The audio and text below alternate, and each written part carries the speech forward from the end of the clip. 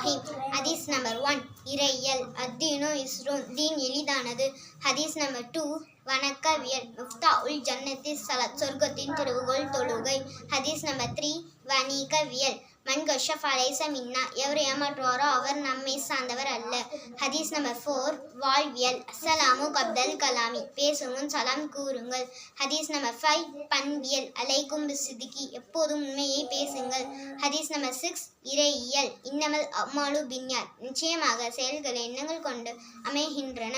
ஹதீஸ் நம்பர் 7 வணக்கவியல். அத்துர்ஹு ஷத்ருஹு ஈமான், தூய்மை ஈமானின் ஒரு பகுதி.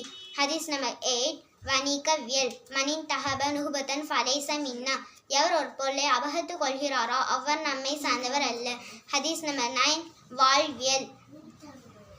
அல் ஜன்னத்து தஹ்த அகுதமில் உம்மஹத், சொர்க்கம் தாய்மார்களின் பாதங்களின் கீழ் உள்ளது. ஹதீஸ் நம்பர் 10 பண்பியல்.